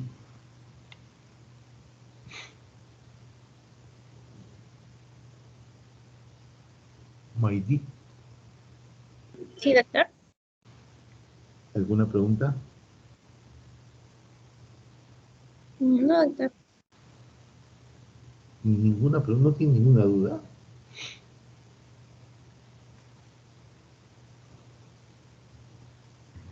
Doctor, yo tengo una pregunta. ¿Cómo es el seguimiento de estos pacientes? Usualmente se cita a los pacientes al mes para ver cómo van con su terapia. ¿Cómo es en el caso de estos pacientes? ¿La mayoría abandona o continúa normal? Bueno, la mayoría abandona. La mayoría abandona. Hay un pequeño grupo que sigue hasta el final, ¿no? Pero acuérdate que esta es una enfermedad larga, ¿no? Los pacientes, por ejemplo, con Alzheimer, que están bien cuidaditos, esos pacientes pueden estar 7, 8 años, los pacientes con demencia vascular pueden llegar hasta 11 años, ¿no? Pero ya postraditos y todo, ¿no? Con su sonda nasogástrica, postraditos.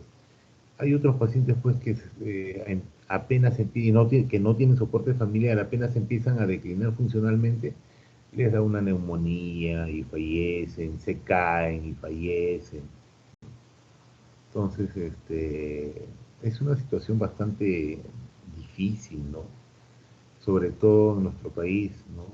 Dado que todo el mundo tiene que trabajar, a veces no hay soporte familiar, es un poquito complicado, ¿no? El seguimiento de estos pacientes. Lo ideal, pues, cuando están en la parte inicial, hacer un seguimiento trimestralmente, ¿no? Ya cuando están más dependientes, sí debe ser mensualmente, ¿no?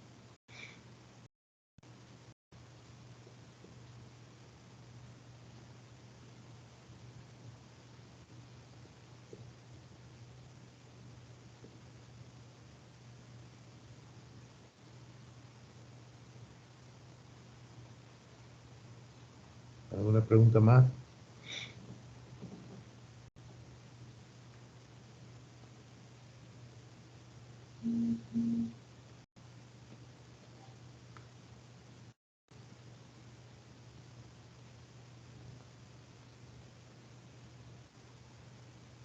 ¿Alguna pregunta más?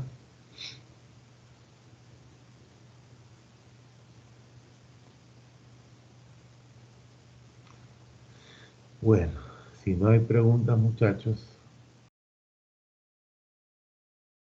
¿Seminario que tenemos? ¿Paliativos?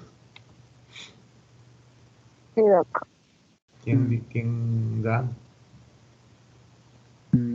Lucía Tello. ¿Ah? Lucía Tello. Tello. Cuidado Tello paliativo. Zamudio. Sí, Carmen.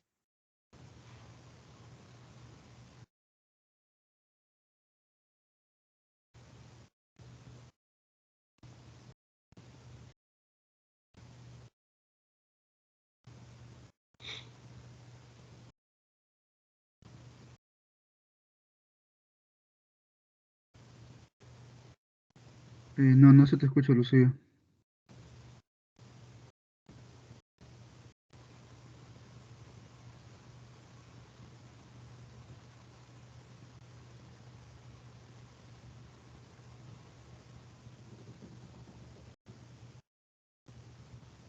Sí se ve.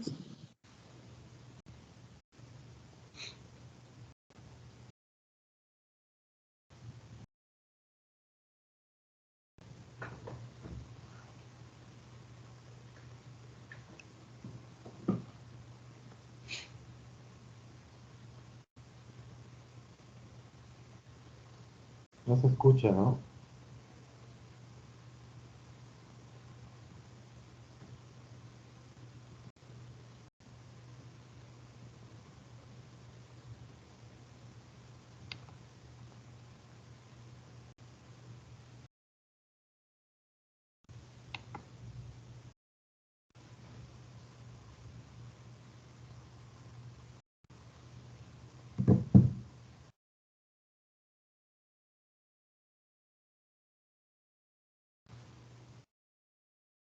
No debe tener problemas de su micrófono porque sí está prendido. ¿Qué pasó?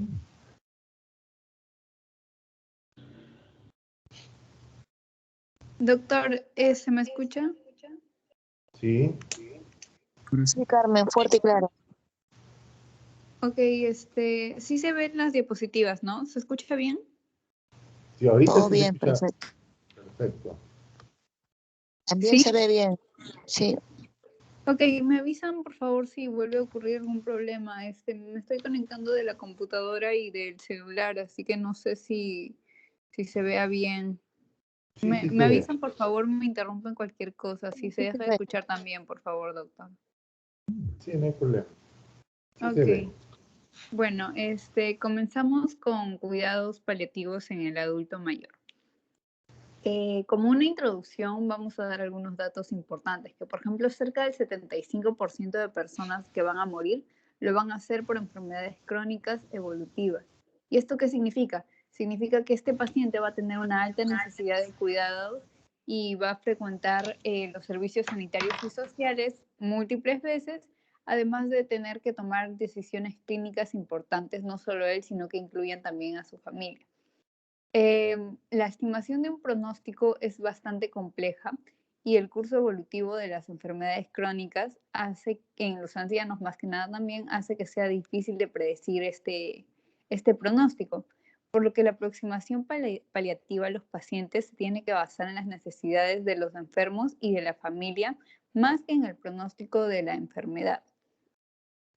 Hay que también identificar a los pacientes que tienen necesidades específicas que es razonable que puedan morir a lo largo de los próximos meses.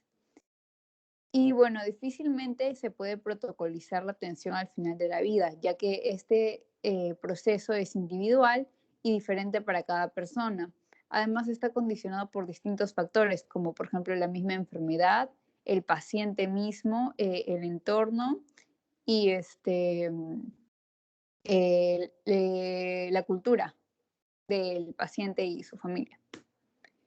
Entonces, nos dan 3 pasos clave para poder seguir los cuidados paliativos. El primer paso va a ser identificar la situación de final de la vida. Para esto podemos tomar en cuenta los criterios de severidad, de progresión y de fragilidad avanzada. En este caso, el objetivo va a ser identificar los pacientes que se puedan beneficiar de este tipo de atención, de los cuidados paliativos. El paso 2 va a ser la discusión acerca del final de la vida, identificar las necesidades y planificación de curas. El objetivo va a ser conocer las necesidades y preferencias de cada paciente y su familia. Y el paso 3 va a ser el enfoque asistencial, que es cómo vamos a atender a estos pacientes. Aquí el objetivo es ofrecer los cuidados paliativos a medida que se desarrollan las necesidades y antes de no responder a cualquier otro tratamiento curativo. Es decir, no hay que esperar a llegar a agotar todos nuestros recursos para comenzar con el tratamiento paliativo, sino ya ir haciéndolo progresivamente cuando aún se está dando terapia al paciente para recuperarlo. ¿Existen herramientas para identificar la situación del final de la vida? Bueno, esto es con respecto al paso 1. Se ha intentado a través de los años distintas herramientas para saber cuándo un paciente se encuentra al final de la vida. Y al inicio eran más que nada test con criterios orgánicos centrados. En realidad era de mal pronóstico para ayudarnos a identificar la situación del final de la vida. Por ejemplo, estos eran los criterios de el NHIA, el MELT, el BOAT, el ranking, que son criterios que nos diagnostican distintas etapas de una enfermedad, pero como se dice, orgánico-centradas. En este caso, la sensibilidad de especificidad era escasa en el pronóstico de supervivencia a medio término y mucho menos en pacientes que son adultos mayores. Posteriormente se llegó a agregar a estos criterios de órgano dependientes otros que son los criterios de mal pronóstico de enfermedad con marcadores globales del mal pronóstico. Y se crearon instrumentos pronósticos globales como el PPS y el PAP Score, que bueno, nos daban una idea más general y estaba con mayor asociación, más asociación a la mortalidad que podría presentar el paciente. Tenía una buena capacidad para pronosticar una supervivencia a corto término, pero no a medio término.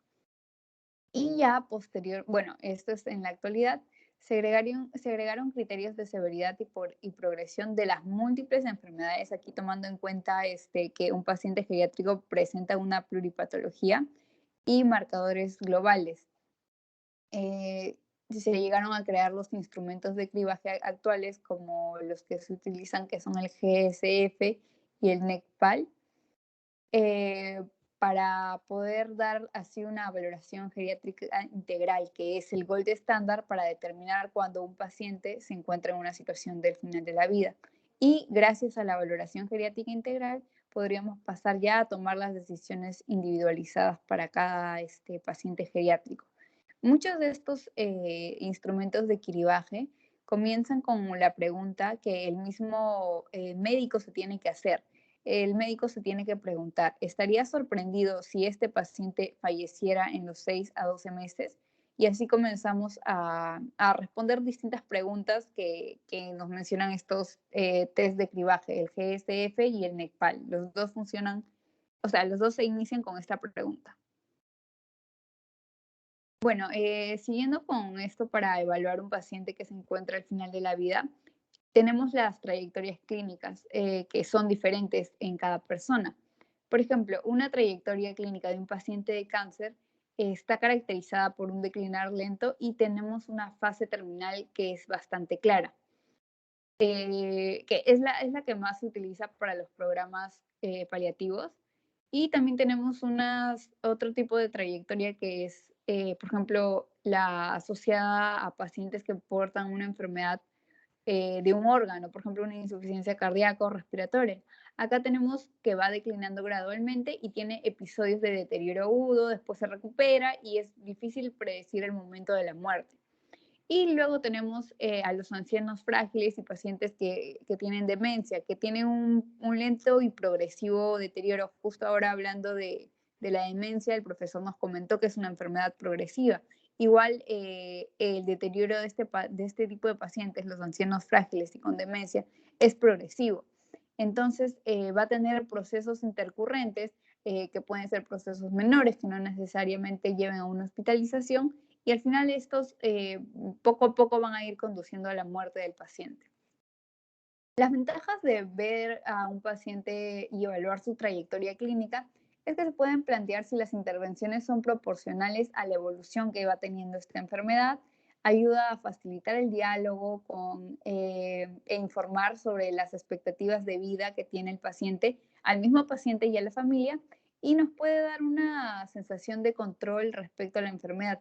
Pero la dificultad va a ser cómo operativizar esta trayectoria, ya que, como recordamos, la realidad de cada paciente es individual. Con respecto al paso 2, la discusión acerca del final de la vida, identificar las necesidades y planificación avanzada. ¿Cuándo debemos iniciar el proceso de discusión sobre el final de la vida? Hay algunas situaciones que son puntos importantes para tomar en cuenta e iniciar este tipo de conversación, como cuando el paciente ingresa a una residencia de cuidados, después cuando ocurre alguna crisis de salud importante, más que nada esto se suele dar después de algún ingreso hospitalario, o cuando hay un cambio de introducción de nuevos profesionales que se pongan al cuidado de este paciente. Después, ¿quiénes son los profesionales responsables que inician este proceso? Es una responsabilidad compartida entre los médicos generales, especialistas, también enfermeros, personas que realicen la terapia o rehabilitación física, todo dependiendo del paciente. Quienes estén a su cuidado tienen la responsabilidad de iniciar y planificar esta terapia paliativa. ¿Cuáles son las consecuencias de obviar la discusión? Bueno, acá no va a haber una equidad del uso de recursos y va a haber una dificultad para próximamente acceder al tratamiento paliativo. Es complicado ya que en pacientes no oncológicos no se suele dar mucho este tipo de tratamientos. ¿Cómo se tiene que desarrollar este proceso de planificación? Tenemos que tener en cuenta los deseos y las preferencias de cada paciente y organizar todo con respecto en función a sus necesidades. Y hay una diferencia entre la planificación de cuidados, del plan de curas y de la planificación avanzada. Sí, la planificación de cuidados, acá más que nada vamos a valorar un diálogo, vamos a valorar y dialogar con el paciente. Acá vamos a conocer qué es lo que necesita, qué es lo que quiere y la situación en la que estamos. El plan de curas van a ser las acciones que tenemos que hacer para conseguir los objetivos, no solo en salud, sino también objetivos sociales, cómo va a ser la calidad de vida que va a llevar el paciente, que están orientados a las necesidades inmediatas y futuras. Y tenemos que ver cómo se van a realizar los cuidados personales del paciente, planes de contingencia en caso de que ocurra una crisis, y que sea básico y accesible, es decir, que contemos con los proveedores y los recursos para poder realizar este plan de cura. Y la planificación avanzada va a ser la comunicación entre el profesional y los pacientes para poder tomar decisiones anticipadas de cómo esta persona quiere ser tratada. Para esta planificación avanzada vamos a necesitar que el paciente tenga confianza en el personal médico, conocer sus preferencias y deseos, que esto ya lo vamos a haber hecho en la planificación de cuidados. Debe ser deliberativo, es decir, tanto el paciente como el médico tienen que tomar esta decisión, por eso el paciente tiene que ser autónomo. Sin embargo, si el paciente se encuentra por ejemplo, un paciente con demencia no puede tomar estas decisiones, la deliberación también se puede dar con algún familiar el cuidador responsable. Y esta planificación avanzada sí o sí tiene que documentarse en la historia clínica y se realiza su seguimiento también. ¿Cómo vamos a valorar si el paciente justo ahora hablando de la deliberación, cómo valoramos si el paciente es competente para tomar una decisión? La capacidad va a ser la habilidad de tomar la decisión en el momento preciso. Se van a valorar dos niveles. Si el paciente tiene las capacidades mentales básicas normales, por ejemplo, la orientación, la memoria reciente, la comprensión del lenguaje y descartar si el paciente tiene algún síndrome depresivo. También, esto también es importante. Y también la competencia para tomar una decisión concreta. Es decir, que el paciente entienda, retenga la información, pueda analizarlas y emitir un juicio propio. Y todo esto lo vamos a hacer a través de una entrevista semiestructurada con el mismo paciente. Y ahora con respecto al paso 3, que va a ser ya el enfoque asistencial. Ya tenemos evaluados el paso 1 y el paso 2. ¿Qué vamos a hacer cuando ya hemos planeado el tratamiento? El plan terapéutico debe estar ajustado, como ya sabemos, a las necesidades y voluntades que hemos evaluado previamente. Y aquí lo que se tiene que hacer es integrar tanto los cuidados paliativos y los tratamientos curativos. Esto sería la aproximación racional para atender a personas con enfermedades avanzadas. Como ven en el esquema, no sé si se ve mi flecha.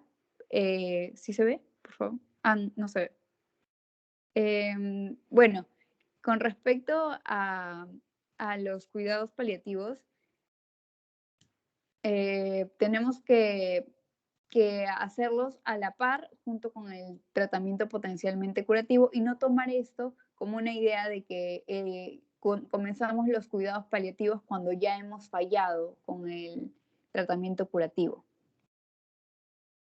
¿Cómo operativizarlo a nivel individual? Primero tenemos que hacer una valoración global y exhaustiva y discutir la planificación avanzada. Hay una propuesta de Murray que nos menciona dos transiciones. La aproximación paliativa progresiva, cuando ya estamos en una terapia en la que no está mejorando el paciente. Es decir, mientras estamos haciendo la terapia curativa, vamos aplicando la terapia paliativa. Ahí esta es la primera transición. Y luego la segunda transición se va a dar en los últimos días, cuando ya observamos que el paciente está en su etapa de agonía, y esto va a depender del juicio clínico del médico. Es decir, cuando el médico vea cuando el paciente se encuentra en lo que él cree son sus últimos días, se aplica ocurre esta segunda transición del tratamiento paliativo. Eso es a nivel individual. ¿Y cómo lo podemos operativizar a nivel de salud? Hay que detectar los indicadores de deterioro clínico, asistir a reuniones multidisciplinares, porque esta decisión no lo puede tomar solo un médico, lo hace un conjunto de especialistas que han visto al paciente, y hay que analizar el consumo de recursos de salud. Es decir, si hay visitas a urgencias e ingresos hospitalarios no programados, esto se va a correlacionar con la mortalidad del paciente. Entonces, vamos a utilizar esto para ayudarnos a entender cuándo es que un paciente ya se encuentra en la etapa de final de la vida y es conveniente o no comenzar con la terapia o pasar de una primera a una segunda transición. Los aspectos prácticos para el tercer paso es la comunicación. Primero vamos a preparar al paciente, el lugar, las personas, si es que hay alguien que necesite estar ahí. Después tenemos que averiguar si el paciente está entendiendo la información que se le está brindando, si conoce su situación actual también. si puede entender lo que va a pasar, porque a veces hay pacientes que por el nivel educativo no entiende lo que está ocurriendo con él, hay que explicarle. Y respetar su decisión, si él quiere saber o no cuál es el pronóstico que tiene.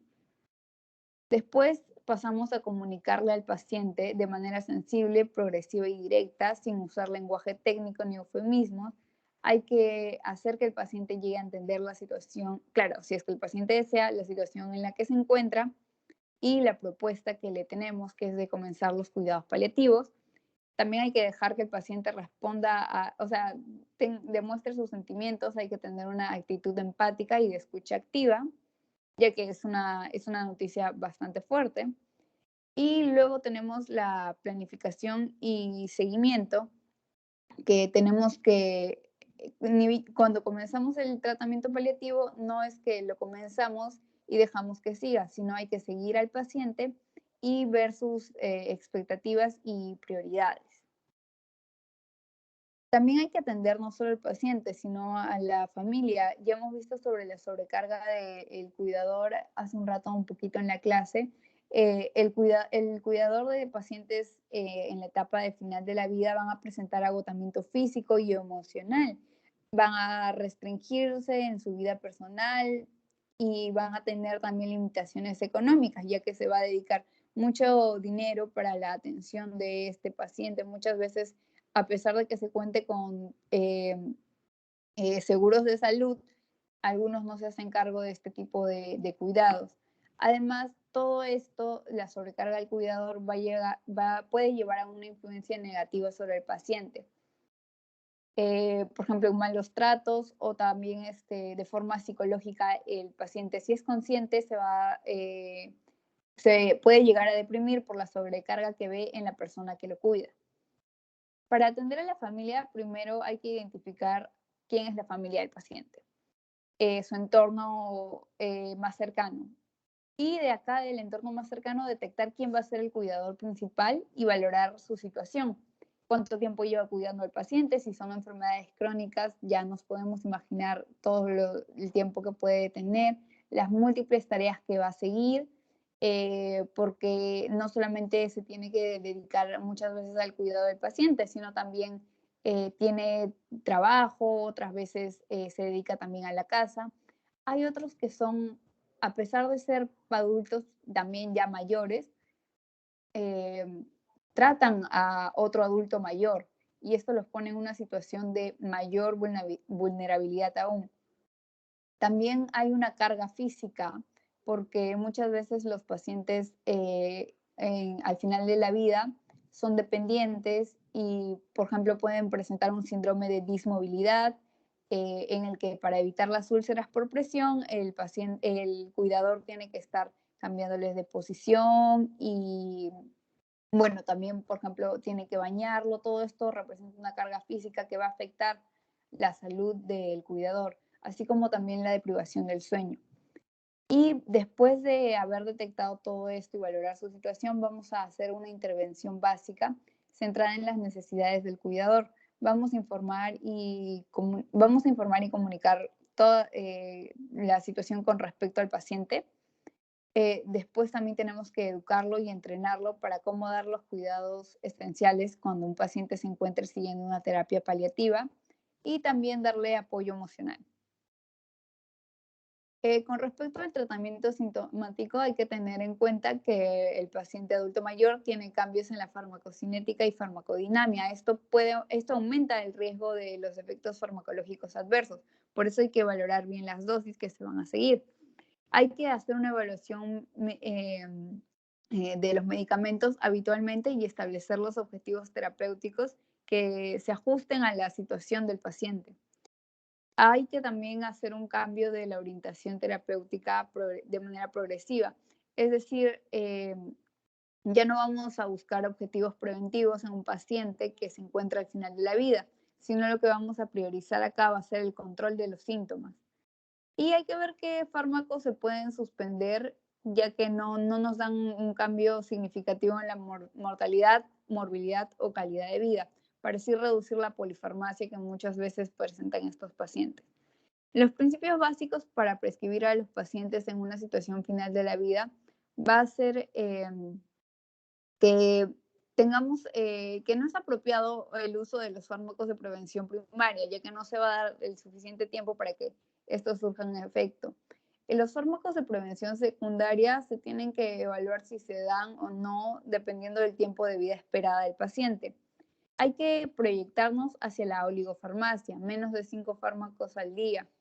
Una cifra superior nos aumenta el riesgo de efectos secundarios y un posible incumplimiento terapéutico. Hay que consensuar también los objetivos entre el profesional y el paciente, como siempre dejándolo que ejerza su autonomía. Y hay que optimizar el plan terapéutico para que sea dinámico y progresivo. Bueno, aquí hay algunos síntomas y su tratamiento. Por ejemplo, voy a hablar solo de los más importantes. Por ejemplo, en anorexia y caquexia, cuando el pronóstico vital del paciente es de menos de un mes, el objetivo va a ser el control sintomático. Acá se ofrece la dexametasona de 4 a 8 miligramos por 24 horas, subcutáneo o bioral. Y cuando el pronóstico vital es de más de un mes, podemos ofrecer el acetato de megestrol con 320 a 460 miligramos por día, 2 a 3 tomas, en 2 a 3 tomas por vía oral. Bueno, también hay otros síntomas son convulsiones. Otro importante es común, frecuente, es la diarrea. En estos podemos ofrecer la loperamida de 4 miligramos cada 6 a 8 horas o la codeína de 30 a 60 miligramos cada 6 u 8 horas. O también podemos ofrecer los octreotides en caso de una diarrea de tipo intratable. Con respecto a disnea y síntomas respiratorios, se puede ofrecer morfina oral, inicialmente 2.5 miligramos cada 4 a 6 horas, o cloruro mórfico subcutáneo o endovenoso. En este caso, la dosis viene a ser 50% de la dosis de la morfina oral. También se pueden ofrecer ansiolíticos para tratar la taquipnia, como por ejemplo el alprazolam o el midazolam. Corticoides también en caso de un paciente que presente linfangitis carcinomatosa, neumonitis por radioterapia o en síndrome de vena cava. En este caso se ofrece la dexametasona. Cuando un paciente presenta hipo, se puede ofrecer baclofeno o gabapentina. Y en caso de tos seca, broncodilatadores nebulizados, codeína, opioides o dexametasona. Con respecto a la disturia o el espasmo vesical, se puede ofrecer la oxybutina. Aunque hay riesgo de un síndrome confusional por el efecto anticolinérgico que puede tener, o algún AINE e instalación de lidocaína 2% diluido en suero salino a la vejiga. Con respecto al estreñimiento, se ofrecen primeramente los laxantes osmóticos, por ejemplo, el lactulosa o lactilol, 10 a 30 centímetros cúbicos al día, y asociarlos con estimulantes de la motilidad si es preciso, como por ejemplo los xenócidos. Y si el estreñimiento se mantiene o se observa una impactación fetal, hay que tomar medidas rectales como enemas. Con respecto a las náuseas y los vómitos, hay, por ejemplo, los que son causados por los opioides. Para esto se utiliza el haloperidol. Los que son causados por la quimioterapia, para esto se utiliza el ondansetron. Y para los que son causados por estasis gástrica, es la metoclopramida. Y ya para terminar, vamos a hablar con respecto a la sedación paliativa y la sedación terminal o en agonía. Como vimos, previamente habían dos transiciones. Entonces, aquí podemos hacer la sedación paliativa en la primera transición y la sedación terminal o en la agonía en la segunda transición. En la sedación paliativa lo que vamos a hacer es administrar un fármaco para reducir la conciencia del paciente, para aliviar así uno o más síntomas refractarios, y esta se tiene que realizar obviamente con el consentimiento explícito, implícito o delegado del paciente. Y acá no debe ser que el paciente haya tomado esta decisión. Hay que tener esto en cuenta, hay que asegurarnos que no haya tomado esta decisión frente a a medidas coercitivas, por ejemplo, al distrés de la familia o de repente del equipo médico que lleve al paciente que tome esta decisión, sino hay que dejar que ejerza su autonomía, como vengo recordando. Y con respecto a la sedación terminal o agonía, o en la agonía, va a ser, la diferencia es que igual se van a dar fármacos para disminuir su nivel de conciencia, pero en este caso se va a dar una disminución profunda y es previsiblemente irreversible. Esto se hace cuando, ya recordamos, el paciente se encuentra en una etapa en la que la muerte se prevé muy próxima y se realiza con el consentimiento del mismo paciente. Además, también es importante involucrar a la familia en la toma de esta decisión y tener su consentimiento. Y como siempre, todo esto se va a poner por escrito en la historia clínica y registramos cuándo es que se hace este cambio de la sedación paliativa a la sedación en la agonía. Y esto sería todo, doctor. Son mis referencias y ahí termino. ¿Sí se llegó a escuchar bien todo? Sí, sí, sí, todo se ha escuchado. Muchas gracias. Muy bien, te felicito, has hecho una adecuada revisión. Me hubiera gustado que hubieras puesto, por ejemplo, la ficha de NetPal, ¿no? Pero bueno, sí, sí, si ustedes buscan la ficha del NetPal, que es una ficha donde se van a dar cuenta que es muy parecido a lo que es BGI, ¿no? Tiene la evaluación funcional, tiene la evaluación nutricional, tiene la evaluación cognitiva, bueno, como es paliativo, tiene que ver evaluación de signos y síntomas, ¿no? El uso de recursos hospitalarios, pero sí, es muy parecido a un BGI. ¿Alguna pregunta para su compañera? Grecia. No, doctor. ¿Se entendieron?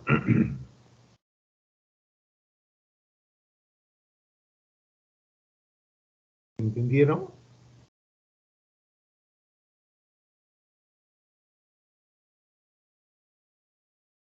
Ruth.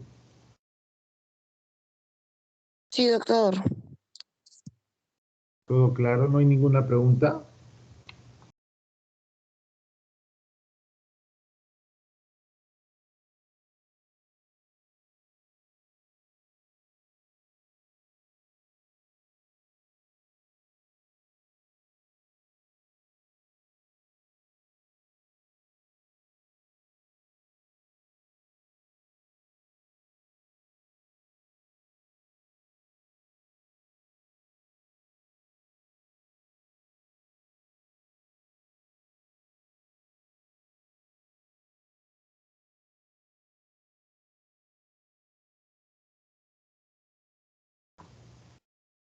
¿Todo les ha quedado claro, muchachos? ¿No hay ninguna pregunta, Ruth?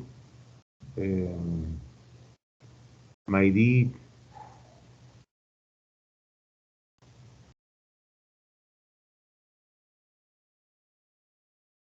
Brian. Jesús. Sí, se entendió. No, doctor, estaba claro la exposición. Pero los cuidados paliativos nacieron básicamente para los pacientes oncológicos, ¿no? De ahí se ha ido integrando los cuidados paliativos para todos los pacientes con enfermedades crónicas avanzadas, ¿no? Llámese pacientes con enfermedades pulmonares avanzadas, fibrosis, EPOC, falla cardíaca avanzada, cirrosis hepáticas avanzada, HIV,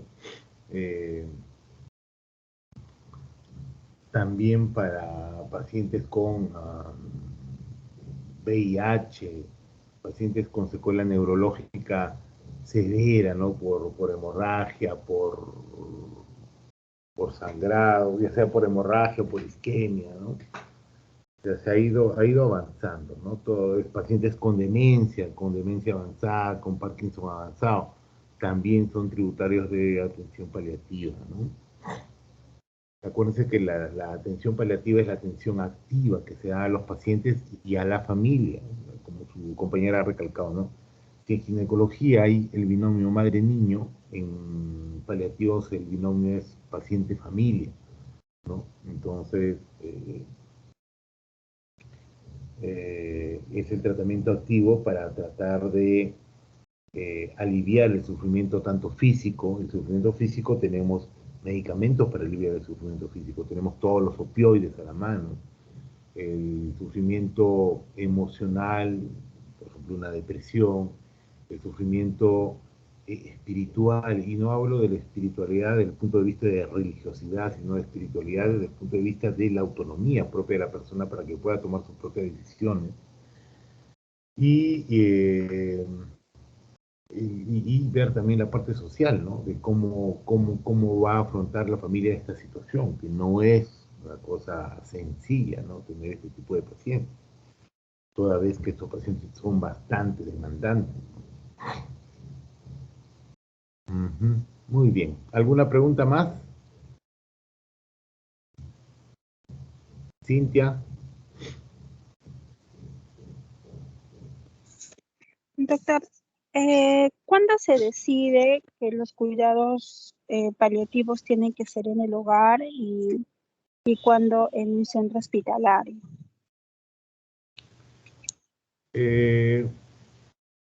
Primero se tiene que evaluar, o sea, hay situaciones donde hay pacientes, por ejemplo, cuando están en la etapa final de vida, que están en agonía.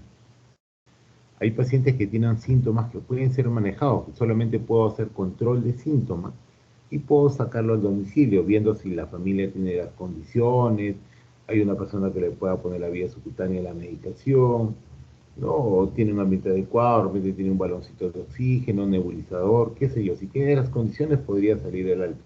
Pero hay pacientes que son, por ejemplo, muy complejos, pacientes muy complejos. Sobre todo cuando se hace paliativos pediátricos, es muy complejo sacar a domicilio a un paciente pediátrico por toda la repercusión que puede generar en la familia.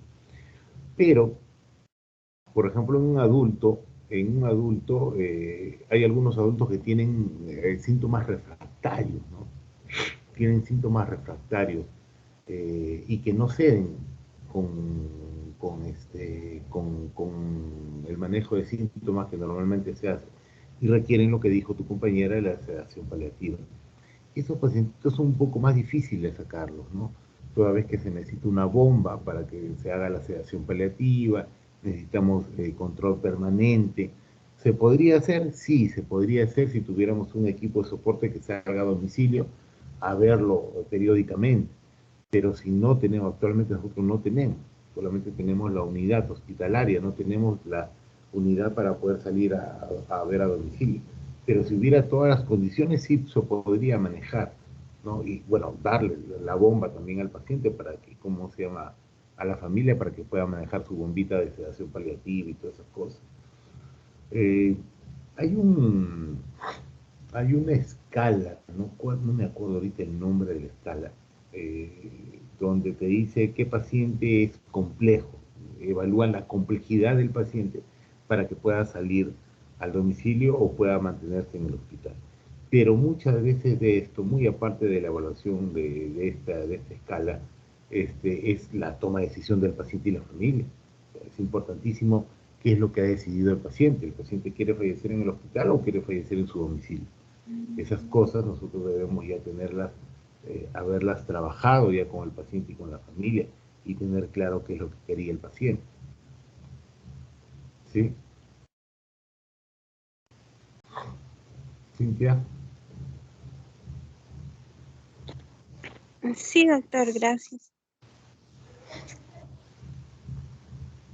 ¿Algo más?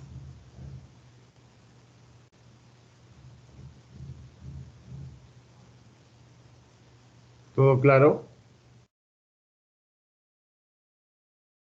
Sí, doctor. Bueno. Ya, muchachos, entonces culminamos el seminario. Ya no hay más preguntas, ¿no?